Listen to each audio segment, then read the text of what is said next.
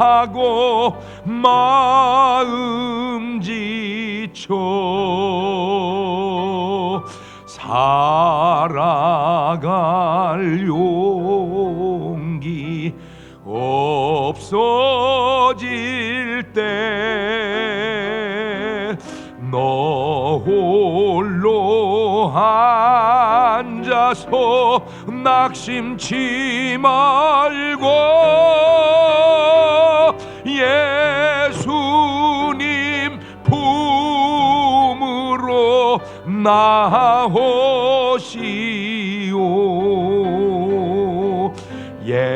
예수님은 나의 생명, 믿음, 소망, 사랑 되시니 십자가 보혈 자비의 손길로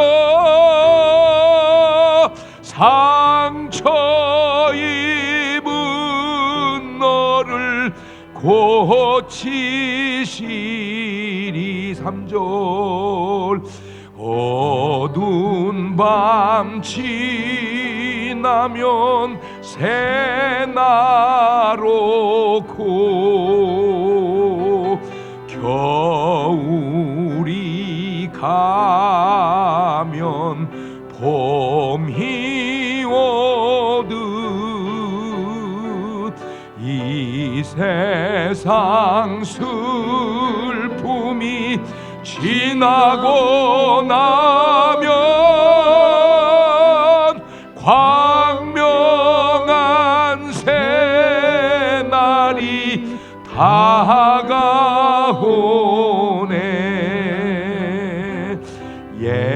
예수님은 나의 생명, 믿음, 소망, 사랑 되시니 십자가 보혈 자비의 손길로 상처 입은 너를 고치시리.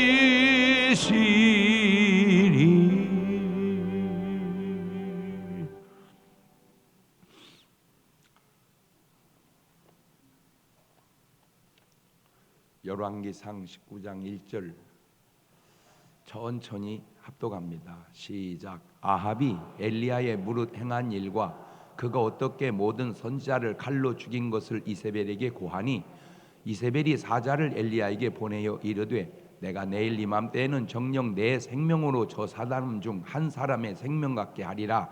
아니하면 신들이 내게 벌 위에 벌을 내림이 마땅하니라 한지라. 저가 이 형편을 보고 일어나 그 생명을 위하여 도망하여 유다에 속한 부알사바에 이르러 자기의 사환을 그곳에 머물게 하고 스스로 광야로 들어가 하룻길쯤 행하고 한 로뎀나무 아래 앉아서 죽기를 구하여 가로되 여호와여 넉넉하오니 지금 내 생명을 취하옵소서. 나는 내 열조보다 낫지 못하나이다. 아멘. 할렐루야. 오늘도 참 좋은 날, 성스러운 주일 아침에 우리 주님 전에 찾아 나오신 사랑하는 성도 여러분에게 하나님의 신령한 은혜와 능력과 축복이 함께 하시기를 주님의 이름으로 축원합니다.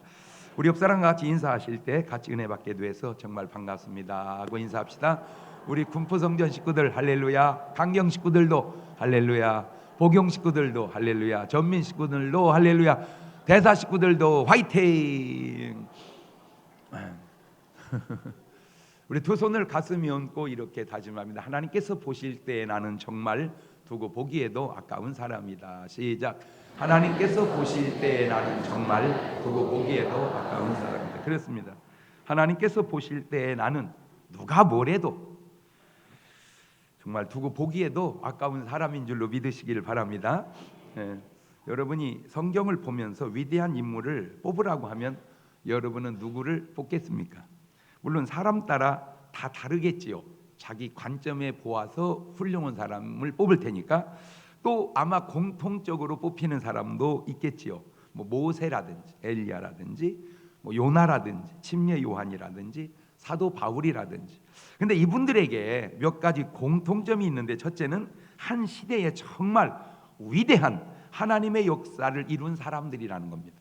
그 시대에 아주 큰 일을 이룬 사람들이라는 거고, 또 하나의 공통점이 너무 신기한 게 뭐냐면 그 큰 일을 이뤘던 사람들의 그 삶의 뒤안길에 모두 다 죽기를 때로 원했던 나약한 모습을 보인 사람들이라는 공통점이 있습니다. 이것이 바로 인간의 양면성 같아요. 좋음도 있고 나쁨도 있고 강함도 있고 약함도 있으니, 그러기에 인간이고 그러기에 사람은 하나님의 도움이 필요한 게 아닐까요?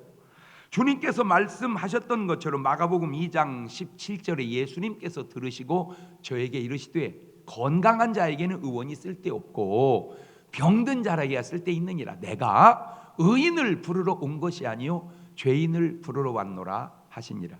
그러니까 주님이 의인을 부르러 왔다면 이 땅에 부를 사람 한 명도 없다 그 말이에요. 죄인을 부르러 왔기에 오늘 우리를 다 불러서 구원하신 줄로 믿습니다. 그런 우리를 바라보실 때 우리는 하나님 보시기에 두고 복에 가까운 존재가 되는 거예요. 그러므로 이제 이후로 여러분의 삶은 생각도 마음도 말도 행동도 하나님 보시기에 두고 복에 가깝게 살아가시는 여러분 되시기를 주님의 이름으로 축원합니다.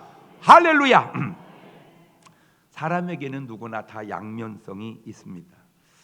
좋게 보아 나쁜 사람 없고 나쁘게 보아 좋은 사람이 없는 거예요. 또한 아무리 좋게 보아도 나쁜 사람은 나쁘고 아무리 나쁘게 보려고 해도 좋은 사람은 좋을 수 있으니 그것도 양면성이 있는데, 이거를 양면과 양면을 합하면 그걸 사면대박자라고 그럽니다.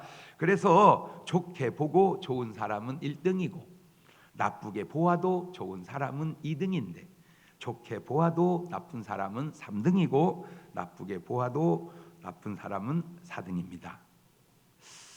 제가 이렇게 네 박자로 구분하면 여러분은 항상 나는 몇 번인지 속으로 체크를 꼭 해보시기를 바래요.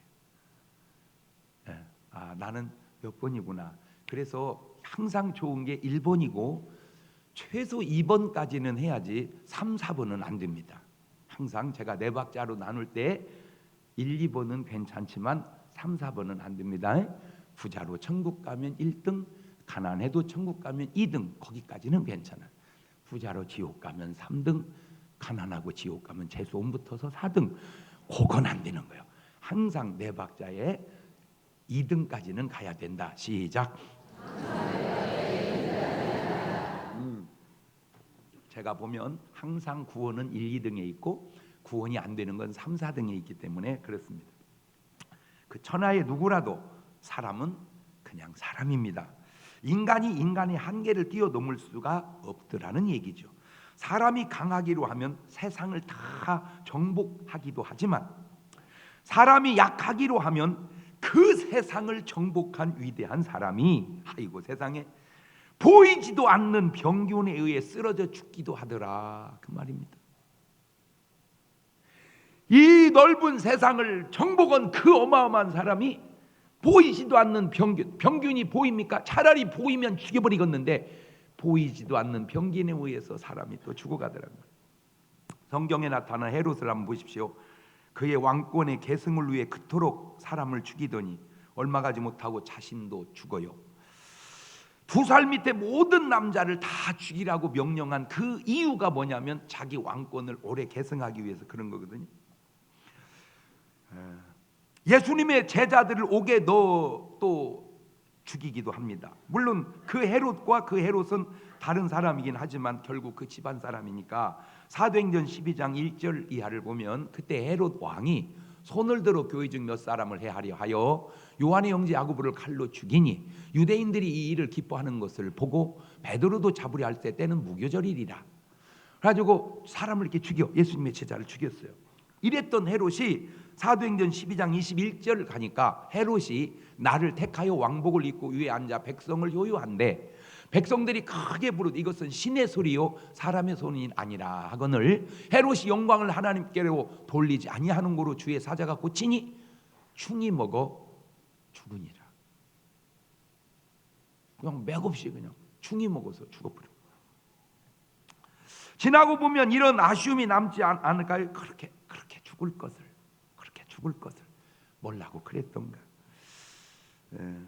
오늘 우리가 살면서 꼭 오늘 입장에서만 생각하지 말고 요리저리 이렇게 한번 방향을 바꿔서 생각을 하다 보면 훨씬 지혜로운 생각이 생기고, 한 가지로만 생각하지 말고 꼭 뭘 결정할 때는 몇 박자로는 생각을 해보고 네 박자로는, 이제 제가 하도 여러분에게 연습을 시켜놔서 이제 아무 주제만 하나 있으면 여러분이 네 박자로 푸는 실력이 원체 멍청해도 다 생겨 있을 거예요. 이제 다 이제 그래서 꼭 해서 네 박자로 풀어놓은 다음에 항상 1등을 하고, 그것이 안 되면 2등하고 3, 4등은 이제 안 하는 게 나아요. 그거는 3, 4등은 안 하는 게 나은 거예요. 아무리 위대한 사람도 첫째 지칠 때가 있다는 사실입니다. 그게 바로 오늘 본문의 엘리야입니다. 여러분, 엘리야가 어떤 사람입니까? 하늘에서 불을 내린 사람입니다. 하늘에서 불을 내린 사람. 열왕기상 18장 37절 이하를 볼까요? 시작. 여호와여 내게 응답하소서, 내게 응답하옵소서. 이 백성으로 주 여호와는 하나님이신 것과 주는 저의 마음으로 돌이키게 하시는 것을 알게 하옵소서 하며, 이에 여호와의 불이 내려서 번제물과 나무와 돌과 흙을 태우고 또 도랑에 물을 핥은지라. 이 하늘에서 불을 내린 그 결과가 어떻게 됐습니까?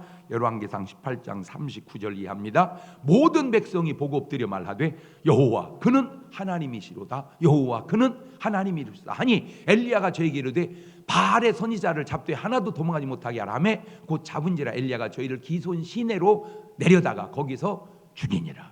하늘에서 불을 내리고 우상 섬기는 선지자들 850명을 싹 멸한 이 어마어마한 사람이 누구냐? 엘리야란 말이에요. 엘리야.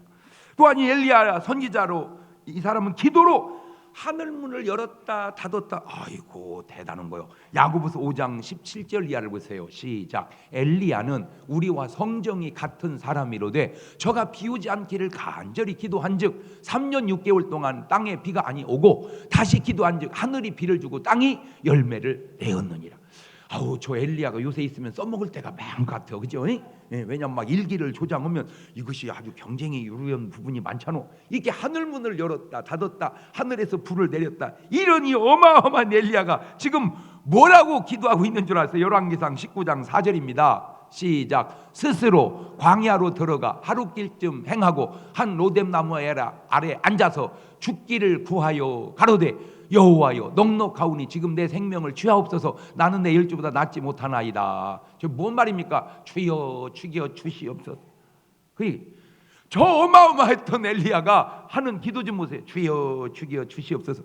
난 진짜 솔직히 말해서요, 나는 솔직히 말해서 내가 뭐 하늘문을 열었다 닫았다 하늘에서 불을 내렸다 그거는 내가 못했을지라도 나는 죽여 주시옵소서 그런 기도는 안 했네. 그러니까 그만큼 나는 이게 굴곡이 좀 약했던 것 같아. 내가 생각을 해보면. 그러니까 엘리야는 막 올라갈 때는 무지하게 올라, 내려갈 때는 무지하게 내려가니까 그 내려갔을 때 죽여 주시옵소서, 죽여 주시옵소서. 그런데 이 아주 재밌는 사실이 몇 가지인데, 첫째는 이세벨이 진짜로 엘리야를 죽이려고 했다면 말없이 죽이지 경고하고 죽이지 않았을 거라는 거죠. 열왕기상 19장 1절 이하를 보면 아합이 엘리야의 무릇 행한 일과 그가 어떻게 모든 선지자를 칼로 죽인 것을 이세벨에게 고하니, 이세벨이 사자를 엘리야에게 보내어 이르되 내가 내일 이맘때에는 정녕 네 생명으로 저 사람들 중 한 사람의 생명 같게 하리라. 아니하면 신들이 내게 벌 위에 벌을 내림이 마땅하니라 한지라. 지금 이세벨이 듣고 엘리야에게 통보해라, 내가 내일 너 죽인다, 이렇게 지금 공갈을 친 거예요, 이세벨이. 근데 이제 재밌는 게 뭐냐면, 진짜로 이세벨이 엘리야를 죽이려고 했다면 말할 필요가 없어요. 사자를 보낸 게 아니고 그냥 군사를 보내면 됩니다. 가서 죽여라 이렇게. 아니면 자객을 보내면 돼요. 자객을 가서 죽이라고. 근데 이세벨이 사람한테 전화를 한 것은 내가 볼 때는 공갈친 거지 죽이려고는 의도보다 공갈칠 의도가 많아요. 근데 그냥 엘리야 혼자 갑자기 두려워서 뒤따 내빼버린 거예요. 죽이려고만 했다면 임금이 그거 하나 못 죽이겠냐 그 말이요. 두 번째는 엘리야도 정말 웃기는 게 뭐냐면, 진짜로 죽여달라고 하면 안 도망가면 죽어. 뭐 하면 죽는다고? 안 도망가고 있으면은 그래 있다 어떨래? 이러면 그냥 죽을 텐데 일단 도망을 가. 도망을. 그래가지고 살만한 데까지 도망을 가더니 거기서 죽여 주시옵소서. 열왕기상 19장 3절 이하를 보세요. 저가 이 형편을 보고 일어나 그 생명을 위하여 뭐하여 도망하여 유다에 속한 부알세바에 이르러 자기의 사환을 그곳에 머물게 하고 스스로 광야로 들어가 하루길쯤 행하고 한 로뎀나무 아래 앉아서 죽기를 구하여 가로되 여호와여 넉넉하오니 지금 내 생명을 취하옵소서. 나는 내 열조보다 낫지 못하나이다. 이게 바로 인간의 양면성이라 그 말이죠. 물론 뭐든 그래요.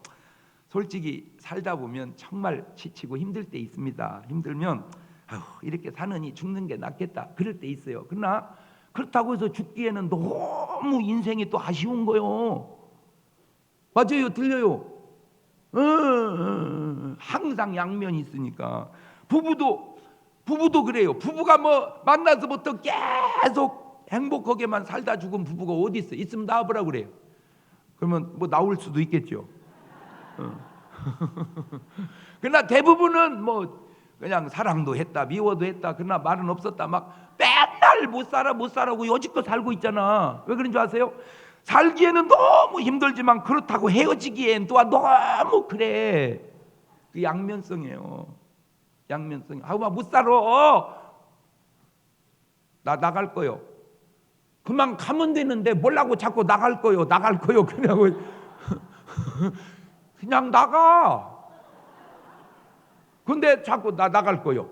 그게 뭐요? 나갈 거요. 그 말은 잡어 빨리. 그 말이요. 나 나갈 거요. 그 말은 잘해줘. 그러니까 이제 이게 언어가 그 언어만 듣지 말고 그 언어가 담고 있는 내용을 들어야 돼. 예. 나 나갈 거요. 이렇게 하면 여러분은 나가. 그렇게 하면 안 돼. 아이고 잘 해줄게. 그래. 나 나갈 거요. 그렇지. 그거를 유도하려고 나 나갈 거요. 그렇게 말을 하는 거예요. 직장 생활도요.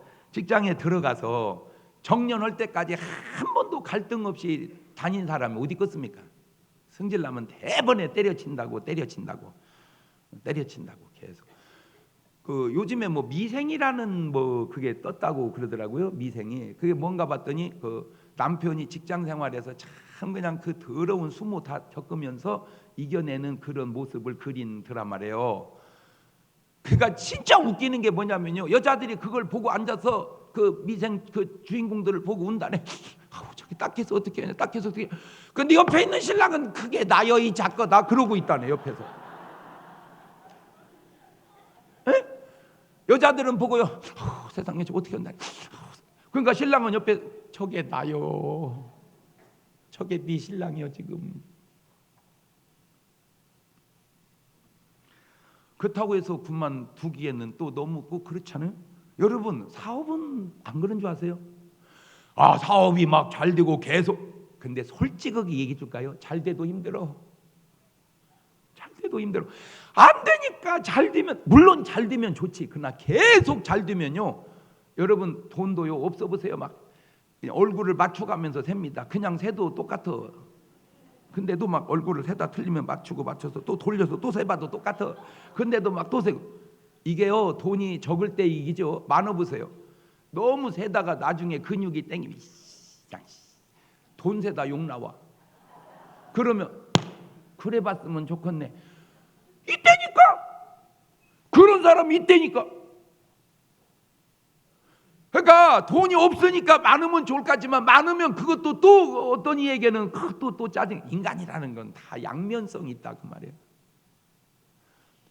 어떤 분은 저런 신랑하고 살아보면 얼마나 좋을까. 그러면 살아봐봐 얼마나 좋다고 그럴 것 같죠. 데리고 가. 이게 양면성이란 말이에요. 양면성. 그래서 부탁드립니다. 다 지칠 때가 있다. 그냥 그것이 꼭 이상한 일처럼 느끼지 말고 그냥 그러려니 하고 이거를 이겨나가자. 두 번째, 지칠 때만 있는 게 아닙니다. 공고할 때도 있습니다. 사람이라는 게 공고할 때도 있어요. 그게 바로 다름 아닌 모세였습니다. 여러분 모세가 어떤 사람입니까? 왕궁에서 40년 동안 공부를 한 그 당시 최고의 석학이고 시내산 떨기나무에 불꽃이 붙은 하나님을 만난 대단한 사람이고, 애굽의 열재앙을 쏟아붓은 그런 어마어마한 사람이고, 홍해바다를 지팡이 하나로 육지같이 가르고 200만 명을 다 건너게 한 대단한 사람이고, 하늘에서 만나와 메추라기를 내려서 그 200여만 명을 40년 동안 굶지 않고 먹여 살린 사람이고, 목마를 때 반석을 쳐서 물을 생수를 빼서 먹인 사람이고, 이런 어마어마한 모세가 공고할 때가 있었으니 11장 14절 꼭 찾아야 돼. 시작. 책임이 심히 중하여 나 혼자는 이 모든 백성을 질 수 없나이다.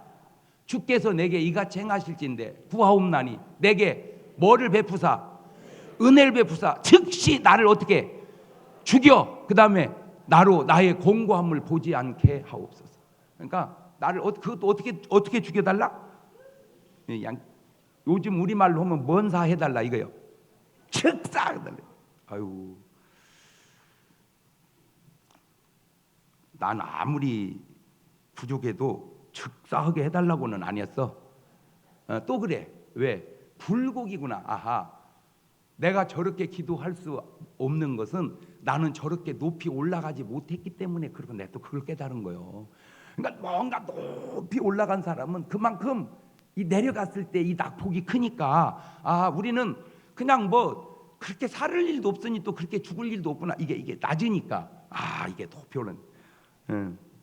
지금 나라의 형편을 들여다보면 정치나 경제나 심지어 교계를 보아도 공고합니다. 공고가 뭐예요? 곤란하고 고통스럽다 그 말입니다. 언뜻 들으면 아니 그래 모세나 돼가지고 그렇다고 죽고 싶다면 되겠는가? 그 정도 가지고. 그런데 이거 아세요? 소나무에 눈이 내립니다. 이렇게 눈이 내리면 눈송이가 이제 가지 위에 이렇게 올라 앉아요. 이게 계속 올라 앉는데 어느 순간에 최고의 이 버티는 한계가 있어. 한계 상황. 최고로 버티고 있는데 거기 한 송이 내리면 찢어져 버립니다. 이제. 그러니까 마지막으로 말하면 한 송이 때문에 찢어진 거지만 그 한 송이가 한 송이가 아니고 여지껏 쌓였던 것이 누적돼서 그런 거예요. 예. 우리가 노은성전 부지에 소나무가 하나 진짜 괜찮은 게 있었어요. 아, 그래서 저놈은 나중에 참 쓰면 좋겠다. 소나무가 멋있어 이렇게. 가지고 이제 그놈을 상당히 내가 좋게 생각하고 있었는데, 아이고 어느 날 눈이 많이 온 날 가봤더니 가지가 한쪽이 완전 나갔으냐. 왜? 그 눈송이를 못 이기고. 하하, 그 눈송이 아니 하우스 비닐하우스는 내가 이해해. 체육관 지붕이 내려앉잖아. 뭐가 내려와가지고 눈이 내려. 그러니까 그 눈이 뭐예요? 눈이지. 에? 차라리 비가 왔다면 괜찮았을 텐데 눈이 오니까 비는 내려가 버리니까 이 눈이 오니까 지붕에 계속 쌓여가지고 이게 어느 순간까지는 괜찮아. 근데 이게 한계 상황이 오면 그 눈 한 송이에 지붕이 내려앉아서 난리가 나고 그러잖아요.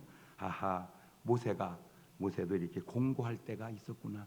그렇게 능력이 많아도 공고할 때가 있었다면 우리야 어떻겠는가. 세 번째, 지치고 공부할 때만 있는 게 아닙니다. 섭섭할 때도 있습니다. 사람이 살다 보면 섭섭할 때. 그게 바로 누구냐? 침례 요한입니다. 침례 요한이 누굽니까? 예수님의 칭찬 가운데 가장 큰 칭찬을 들은 사람이 요한입니다. 마태복음 11장 10절 이하입니다. 시작. 기록된 바 보라 내가 내 사자를 네 앞에 보내노니 저가 내 길을 내 앞에서 예비하리라 하신 것이 이 사람에 대한 말씀이니라. 내가 진실로 너에게 말하노니 여자가 낳은 자 중에 침례 요한보다 큰 이가 일어남이 없도다. 그러나 천국에서는 극히 작은 자라도 저보다 크니라. 그러니까 지구상에 살다간 사람 중에 가장 큰 사람이 누구라는 거예요? 요한이래. 요한. 예수님이 인정을 했어요. 그런데 이런 어마어마한 요한이 예수님이 누구신지를 가장 정확하게 알아본 사람입니다. 요한복음 1장 29절입니다. 이튿날 요한이 예수님께서 자기에게 나오심을 보고 하는데 보라 세상 죄를 지고 가는 하나님의 어린 양이로다. 예수님이 누구요? 세상 죄를 지고 가는 하나님의 어린 양. 그걸 정확하게 알아봤어요. 그 다음에 이 요한이 누군 줄 아세요? 예수님에게 침례를 준 사람이요. 예수님에게 마태복음 3장 13절 이하를 보면 이때 예수님께서 갈릴리로서 요단강에서 이르러 요한에게 침례를 받으려 하신데 요한이 말려가로되 내가 당신에게 침례를 받아야 할 터인데 당신이 내게로 오시나이까? 예수님께 대답하셨을 때 이제 허락하라. 우리가 이와 같이 하여 모든 의를 이루는 것이 합당하니라 하신데 이에 요한이 허락하는지라. 예수님은 흥해야 하고 나는 쇠해야 한다고 한 사람이 바로 요한입니다. 요한복음 3장 30절에 그는 흥하여야 하겠고 나는 쇠하여야 하리라. 이랬던 요한이 헤롯이 부당함을 딛다 책망하다가 감옥에 갇힌 후에 그 외롭고 힘들다 보니까 마음에 섭섭함이 찾아온 거요. 그래가지고 그렇게 확실하게 말하던 예수님을 향하여 마태복음 11장 2절 이하를 보세요. 요한이 옥에서 그리스도의 하신 일을 듣고 제자들을 보내어 예수님께 여짜오되 오실 그이가 당신이 오니이까 우리가 다른 이들 기다리오니이까. 여지껏 예수님에 대해서 저렇게 말씀 잘 해놓고 이제는 또 오실 그이가 당신이 맞아요 안 맞아요 그걸 또 의문한 저 자신이나 성경에 나타난 인물들이나 제가 사람들을 보면서 깨달은 사실은 누구든지 사람은 온전한 사람이 없으며 사람이 끝까지 변함없기가 쉽지 않구나. 그걸 이제 깨달은 거예요. 사람의 살아가다 보면 마음에 이렇게 힘들고 낙심되고 섭섭함이 찾아오면 사람이 저럴 수도 있구나. 그래서 우리 주님께서 권고하셨죠. 고린도서 10장 11절 이하에 시작. 저희에게 당한 이런 일이 거울이 되고 또한 말세를 만난 우리의 경계로 기록하였느니라. 그런즉 선줄로 생각하는 자는 넘어질까 조심해라. 언제 사람이 넘어질지 모른다 경고하고 있는 거예요. 네 번째, 환난 당할 때도 있습니다. 환난. 그게 바로 누구냐? 사도 바울입니다. 고린도후서 1장 8절 이하를 보면 시작. 형제들아 우리가 아시아에서 당한 환난을 너희가 알지 못하기를 원치 아니하노니 힘에 지나도록 심한 고생을 받아 살 소망까지 끊어지고 우리 마음에 사형 선고를 받은 줄 알았으니 이는 우리로 자기를 의뢰하지 말고 오직 죽은 자를 다시 살리시는 하나님만 의뢰하게 하심이니라. 하나님만 의뢰하게 하심이니라. 사도 바울이 어떤 사람입니까? 처음에는 잘못된 열심 때문에 예수 믿는 사람들을 핍박하고 죽이는데 앞장선 사람이었지만 회개한 이후로 예수님을 위해 죽은 사람입니다.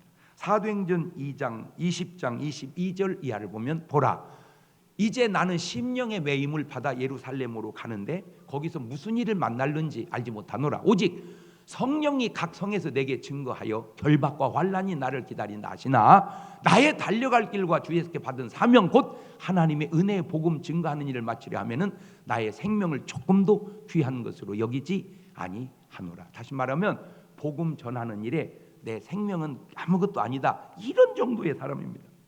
이러한 마음으로 살았던 사람이 사도 바울이고 빌립보서 3장 4절 이하도 보면 그러나 나도 육체를 신뢰할 만하니 만일 누구든지 다른 이가 육체를 신뢰할 것이 있는 줄로 생각하면 나는 더욱 그러하리니 내가 8일 만에 할례를 받고 이스라엘의 족속이요 베냐민의 지파요 히브리인 중에 히브리인이요 율법으로는 바리새인이요 열심으로는 교회를 핍박하고 율법 의로는 흠이 없는 자로다. 이랬던 사도 바울도 그 환난이 너무나 심하니까 죽고 싶은 마음이 그에게 찾아왔으니 고린도서 5장 8절 이하를 보면 우리가 담대하여 원하는 바는 차라리 몸을 떠나 주와 함께 거하는 그것이라. 그런즉 우리는 거하든지 떠나든지 주를 기쁘시게 하는 자 되기를 힘쓰느라. 무슨 말입니까? 주를 떠나 그 말은 몸을 떠나 그 말은 죽어서 하늘나라에 가고 싶다 그 말입니다. 왜? 너무 힘들으니까. 사도 바울도 너무 힘들으니까 차라리 내가 원하는 바는 하나님께 가고 싶다 그 말. 다섯 번째는 또 사람에게 약해질 때가 있습니다. 그게 누구냐? 바로 베드로입니다. 베드로가 어떤 사람입니까? 예수님의 수제자로 예수님과 같이 물 위를 걸은 유일한 제자입니다. 그러니까 예수님과 같이 물 위를 걸은 사람은 베드로밖에 없어요. 그런데 예수님이 누구신지 정확하게 알아보아 칭찬 들은 사람이 또 베드로입니다. 마태복음 16장 16절 이하입니다. 시작. 시몬 베드로가 대답하여 가로되 주는 그리스도시요 살아계신 하나님의 아들이시니이다. 예수님께서 대답하여 가라사대 바요나 시몬아 네가 복이 있도다. 이를 네게 알게 하니는 혈육이 아니요 하늘에 계신 내 아버지시니라.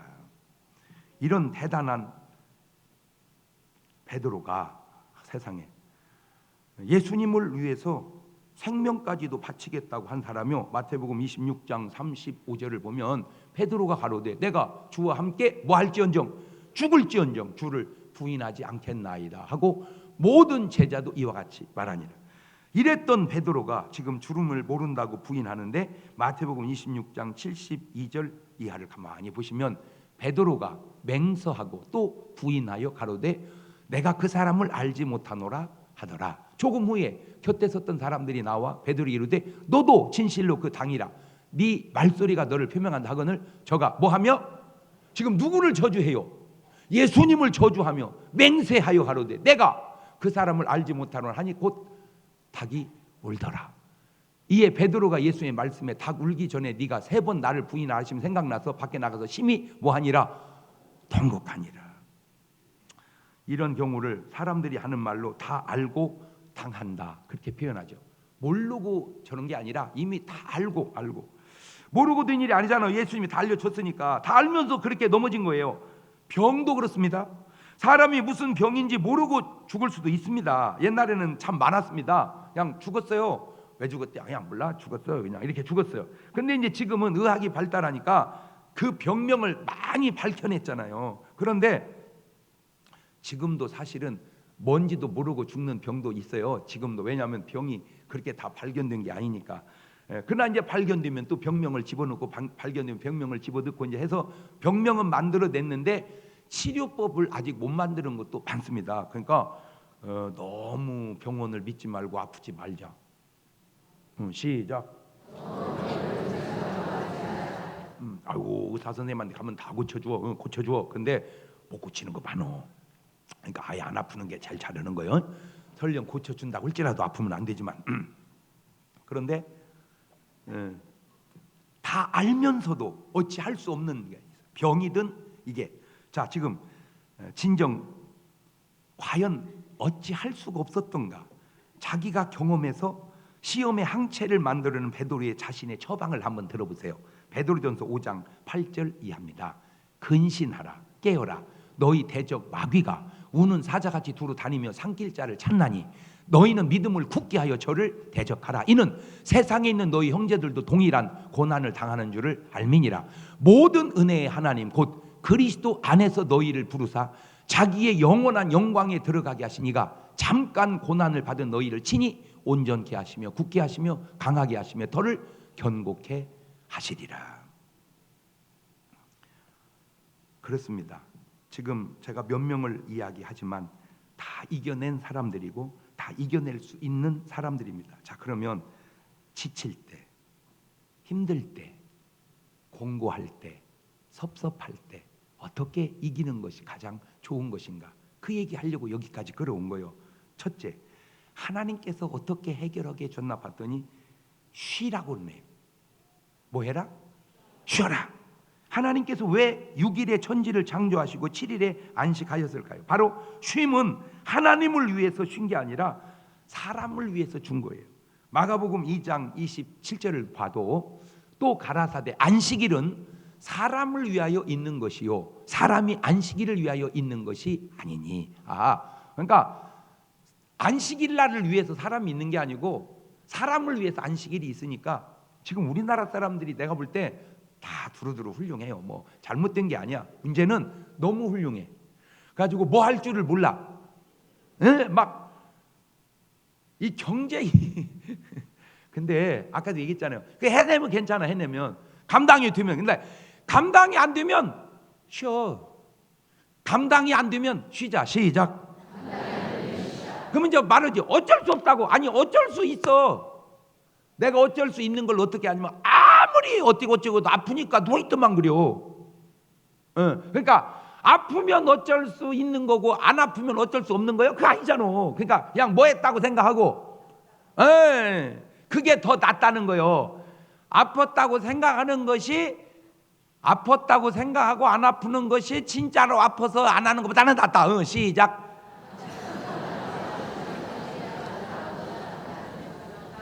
정신 차려봐봐. 그러니까 어차피 뭐 하면 쉴 건데. 그렇지. 어차피 아프면 쉴 건데 아프고 쉬지 말고 어떻게 하고 쉬어라. 아팠다고 이제 이러면 맞아 이래야 되는데 아팠다고 하는 거고 아픈 건 또 다르잖아요. 그래 아파 그러면 아파야 돼요. 맞아. 아픈 거하고 아팠다고 하는 건 달라. 나도 알아. 그러나 우리가 모르는 게 아니라니까요. 다 알아. 자기가 얘기했어. 나 이러다 아프겠네. 그래 아파. 그러니까 내가 이러다가 아프겠네. 이러면 그러면 이제 말까지 오면 이제 행동만 남은 거니까 그럼 3단계 온 거니까 그러면 그냥 쉬는데 우리나라 사람들의 성향을 나도 우리나라니까 너무 잘 알잖아요. 이게요. 욕심이 경쟁이 과부하 걸렸어요. 욕심과 경쟁이 과부하 걸렸다. 시작. 내가 하나 물어볼게요. 정말로 못 먹어서 그러는 겁니까? 그거 아니잖아요. 이게 그러니까 뭐냐 이 브레이크가 좀 고장난 것 같아. 이 인생 브레이크가 가다가요 힘들면요 그냥 차 세워놓고 자 박는 것보다 낫잖아. 가다가 이렇게 오죽하면 고속도로도 이렇게 다 쉬는 거 있잖아요. 이렇게 그죠? 쉼터 거기다가 세워놓고 자다가 왜? 확 박아갖고 어차피 내 카차 와서 하는 거나 마찬가지잖아. 사고 안 난 게 더 낫지. 하나님이 쉬라는 거예요. 열왕기상 19장 5절 보세요. 자 시작. 로뎀나무 아래 누워 뭐 하더니 그거 봐. 자. 그 다음에 사무엘하 16장 14절에도 보세요. 시작. 왕과 그 함께 있는 백성들이 다 곤비하여 한 곳에 거기서 기도하니라. 아니요. 그때는 뭐 하지 말어. 기도하지 말어. 한번 나는 저때 하나님께 하나님 아버지 피곤해요. 그러면 하나님이 응답 금방 오지 않아? 알았으니까 자라 이렇게. 모르겠어. 나한테 내가 만난 하나님은 그래. 이렇게 이제 막 무릎 꿇고 보통 기도하잖아. 무릎 꿇고 막 기도하면 막 발절해요. 하나님 발절해요. 그러면 금방 응답이 와. 발 펴. 그러면 버릇이 없잖아요. 야. 버릇 없다는 말도 맞지만 네가 발절해 가면서까지 버릇 챙길 건 없다. 아니 그러면 지금 뭐 수술해서 중환자실에 누워있는 사람이 뭐 시아버지 병문 안다고 아버지 오셨어요 뻘떡 일어나서 인사합니까? 버릇은 무슨 버릇이야 지금 아픈데. 맞아요 들려요. 제가 신학교 딱 들어가니까 내가 매일 절에서 고등학교 때 매일 절에서 교회에서 신학교 딱 가니까 이제 신학생이니까 고등학생보다 기도를 더 해야 될 거 아니요. 그래서 이제 밤에 산에 올라갔어요. 막 울고 올라갔어요. 무서워가지고. 되게 무섭더라고. 산에 혼자 올라가 보니까 막 이거 울고 내려왔다가 다음 날 승질 나서 다시 올라갔어요. 그러니까 승질 나니까 무서움이 없어지더만 이게 사나이 대장부가 있고 산이 무서워서 올라가서 막 기도를 막 잡고 막 바위 위에 앉아서 기도하는데 응답이 금방 와버리더라. 내려가서 공부해라.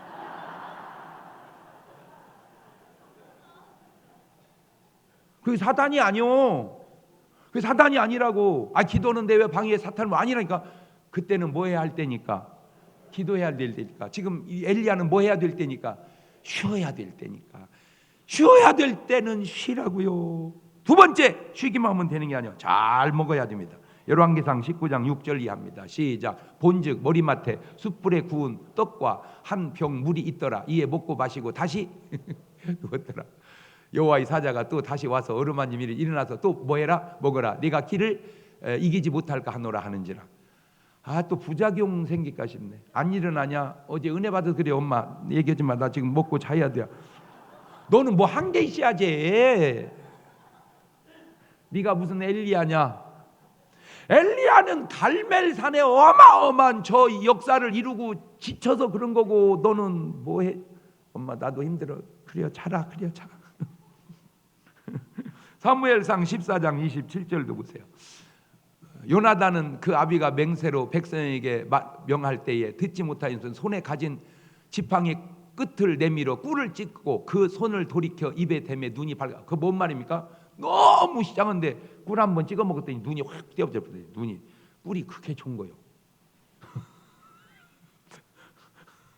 꿀 한번 찍어 먹으니까 그냥 눈탱이가 밝아져 버렸대요.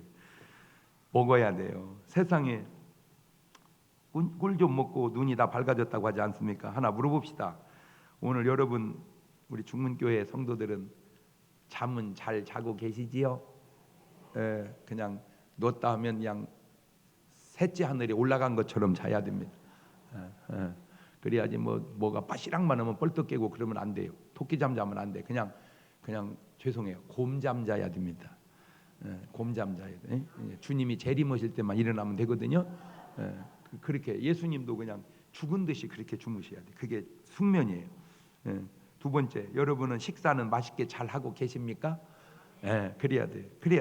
자, 먹고 쉬면 다 될까요? 아니에요. 삶이라는 게 그렇게 간단하면 무슨 문제가 있겠어요? 세 번째, 예수님께 나와야 됩니다.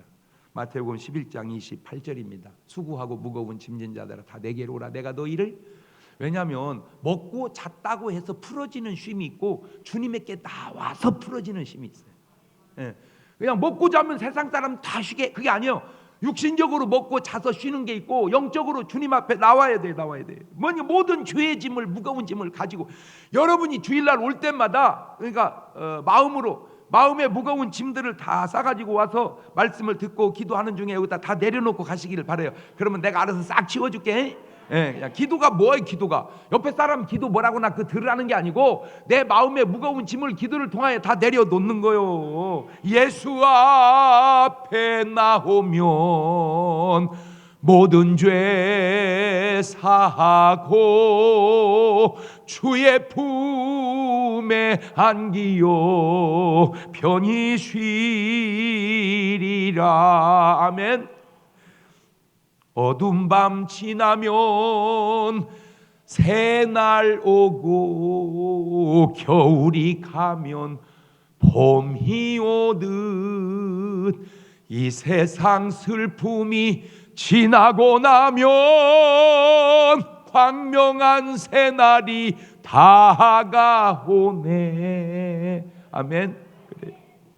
이사야서 40장 29절 이하에도 뭐랍니까?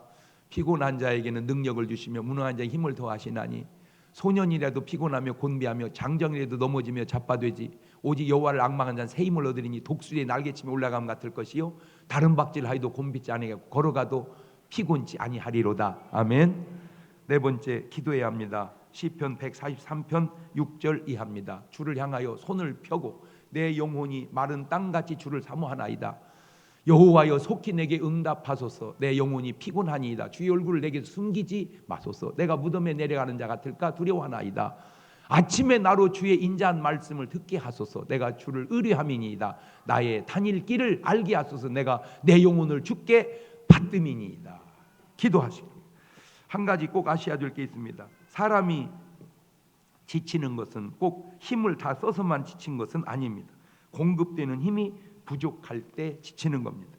꼭 빚이 많아서만 부도 나는 것은 아닙니다. 버는 돈이 갚을 능력이 부족하기 때문에 부도가 나는 것입니다. 산이 높아서만 못 오르는 것이 아닙니다. 오를 힘이 부족해서 못 오르는 것입니다. 바다가 넓어서만 못 건너는 것은 아닙니다. 수영할 힘이 부족해서 못 건너는 것입니다. 다시 하나님의 말씀으로 권면합니다. 고린도전서 10장 13절에 시작. 사람이 감당할 시험 밖에는 너희에게 당한 것이 없나니 오직 하나님은 미쁘사 너희가 감당치 못할 시험 당함을 허락지 아니하시고 시험 당할 즈음에 또한 피할 길을 내사 능히 너희로 감당하게 하시느니라. 알겠느냐? 지쳤을 때, 낙심될 때, 환난 당할 때, 섭섭할 때 주님이 공급하시는 힘으로 쉬고 기도하면서 이겨내는 여러분 되시기를 주님의 이름으로 축원합니다. 우리 두 손을 가슴에 딱 얹어봅니다. 여러분 자신을 들여다봅니다. 새 힘이 넘칩니까? 감사하시길 바랍니다. 그런데 힘이 듭니까? 공고합니까? 지쳤습니까? 쉬십시오. 먹으십시오. 주님께 나아가서 내려놓으십시오. 그리고 구하십시오. 하나님께서 여러분에게 새 힘을 주셔서 능히 그 문제를 이겨나가고 넘어갈 수 있게 해주시라고 1분 동안만 같이 기도하십니다. 감사하시고 거룩하신 하나님 아버지, 은혜를 고맙고 감사합니다. 아무리 힘들고 어려워도 주님 힘주시면 능히 감당할 줄로 믿습니다. 사람이라고 하는 게 아무리 강하고 아무리 힘이 넘쳐도 언젠가 연약할 때가 있다는 귀한 사실을 깨달았습니다. 하나님의 넘치는 사랑과 능력과 권능으로 함께 해주셔서 하나님의 거룩하시고 귀한 뜻과 역사만 바로 이뤄나갈 수 있도록 주님이 도와 주옵시고 성령님의 놀라운 능력과 권능으로 함께하여 주옵소서. 하나님 이제 연말 영시 모든 행사들 속에 함께 하셔서 하나님의 크고 아름다운 은혜와 능력과 축복과 기적의 역사를 이루어가게 하옵소서. 예수님의 이름으로 기도합니다. 지금은 우리 주 예수 그리스도의 은혜와 아버지 하나님 무한하신 사랑과 성령님 교통하심이 사랑하는 성도들 머리 위에 이제로부터 영원토록 함께 하시기를 간절히 축원하옵나이다. 아멘.